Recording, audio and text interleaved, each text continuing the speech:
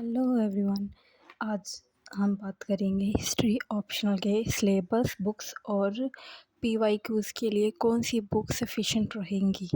Okay, तो आज हमारी सबसे पहले सिलेबस देखते हैं यूपीएससी का, जो कि आप ऑनलाइन किसी भी वेबसाइट से निकाल सकते हैं, गूगल पर जाके या क्रोम पर जाके। फर्स्ट हमारा ये पेज है जिसमें हम देखेंगे पुरातात्विक स्रोत, प्रागैतिहासिक काल और सिंधु घाटी सभ्यता, मध्य पाषाणिक युग, आर्य और वैदिक, महाजनपद, मौर्य साम्राज्य, उत्तर मौर्य काल। सेकंड है हमारा प्रारंभिक राज्य एवं समाज, गुप्त वंश हो गया, गुप्तकालीन क्षेत्रीय राज्य हो गया, प्रारंभिक भारतीय सांस्कृतिक इतिहास के प्रतिपादित, प्रारंभिक मध्यकालीन भारत 1750 से 1200, और भारत में ही सांस्कृतिक परंपराएं 1750 से 1200। और फिर हमारा फिफ्थ है 13वीं शताब्दी 14वीं शताब्दी, 13वीं व 14वीं शताब्दी का समाज, संस्कृति एवं अर्थव्यवस्था। 15 एवं प्रारंभिक 16वीं शताब्दी राजनीतिक घटनाएं एवं अर्थव्यवस्था। 15वीं एवं प्रारंभिक 16वीं शताब्दी समाज एवं संस्कृति, अकबर, सॉरी 17वीं शताब्दी में मुगल साम्राज्य, और 16वीं व 17वीं शताब्दी में अर्थव्यवस्था का समाज, गुप्त साम्राज्यवादी साम्राज्यकालीन संस्कृति। और फिर हमारा 14th पे आ जाएगा 18वीं शताब्दी। इनमें ये जो हमारे पॉइंट्स हैं ये हमारे मेन रहेंगे। बाकी आप पेपर सेकंड पे आ जाएंगे, जो हम सबसे पहले हम पेपर सेकंड की बात करेंगे। आप मेरे साथ 365 डेज़ का चैलेंज रहेगा कि हाँ 365 डेज़ हमने ऑप्शनल की किस तरह से तैयारी करनी है। आप और मैं मिलकर करेंगे ये। डे 1 हमारा है सिर्फ सिलेबस को जानने का, और पीवाईक्यूज़ हम देखेंगे जिसमें, और बुक्स कौन कौन सी हमारे लिए इम्पोर्टेंट है इसमें। पेपर सेकंड के लिए मैं आपको बता देती हूँ कि पेपर सेकंड के लिए हमारे लिए सबसे अच्छी रहेगी आधुनिक भारत का इतिहास, बिपिन चंद्र। इसमें हमारा सारा सिलेबस कवर हो जाएगा।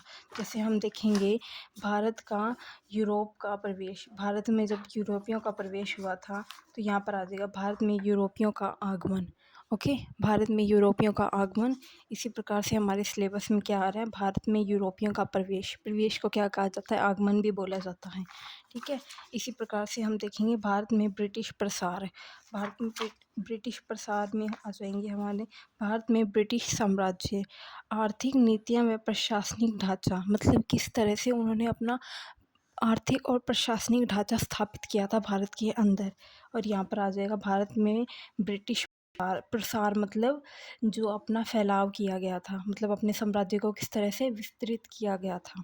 ओके, ऐसे ही हम ये हमारे लिए बिपिन चंद्र की सेकंड पेपर के लिए, मतलब सेकंड पेपर के लिए बिपिन चंद्र हमारी बेस्ट रहेगी आधुनिक भारत का। इसे हमें मल्टीपल टाइम रिवीजन करना है, और आप और मैं मिलकर करेंगे ऑप्शनल की तैयारी। नेक्स्ट ईयर हम सब मिल गए ऑप्शनल का हिस्ट्री का पेपर देंगे। ओके,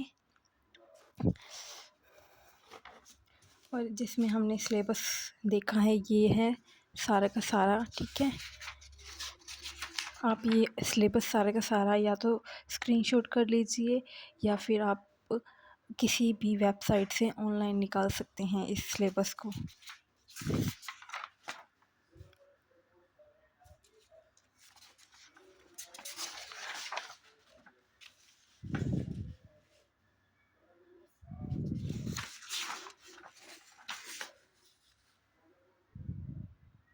ओके,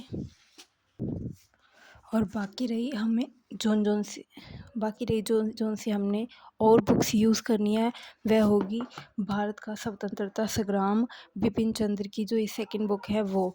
इसमें हमें सारे चैप्टर्स पढ़ने की ज़रूरत नहीं है, जो मतलब हमारे ऑप्शनल के लिए इम्पोर्टेंट है ना, वही पढ़ने हैं हमने इसमें। ओके, थर्ड हमारी रहेगी भारत का प्राचीन इतिहास, रामशरण शर्मा की। इसमें भी हमने वही बुक्स के चैप्टर्स पढ़ने हैं जो हमारे ऑप्शनल के लिए मेन हैं। ठीक है, और यही बुक्स हमारे लिए बहुत इम्पोर्टेंट्स हैं, ठीक है। इनसे हमारी नॉलेज बढ़ेगी, स्ट्रक्चर जो हमारे दिमाग में बैठना चाहिए कि ऑप्शनल में किस तरह से मतलब स्टार्टिंग से एंड तक का स्ट्रक्चर रहा है वो कैसा रहा है, ठीक है, वो क्लियर हो जाएगा। थोड़ा सा हम इनको बार बार रिवाइज करेंगे और बुक्स पूरी की पूरी रीड करने की ज़रूरत नहीं है। जोन जोन से मैं आपको बताऊंगी ना कि ये टॉपिक्स कर लो, आप सिर्फ वो टॉपिक्स को ना रिवाइज करते रहना काफ़ी मतलब कई बार। जैसे एक एक चैप्टर में मान लो 5 पेज हैं, तो हमें जो मतलब धीरे धीरे रिवाइज करते हैं बच्चे हैं उन्हें आधा घंटा लग जाएगा, नहीं तो 1 घंटा लग जाएगा। तो अपने दिन का 1 डेढ़ घंटा अपना रिवीजन के लिए और बुक्स रीड करने के लिए हमेशा निकाल के रखना।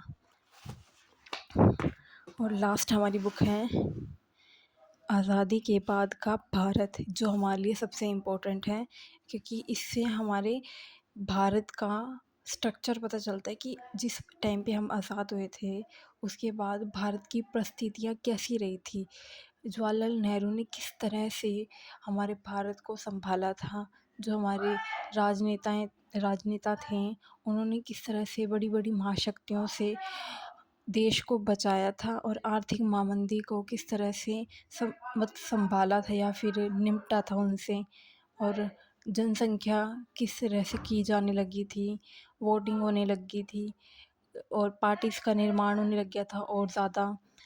तो ये सारे का सारा हमें इन बुक्स से पता चल जाएगा, ठीक है। और पोस्ट इंडिपेंडेंट जो होता है वो भी इससे हमारी कवर हो जाएगी, ठीक है।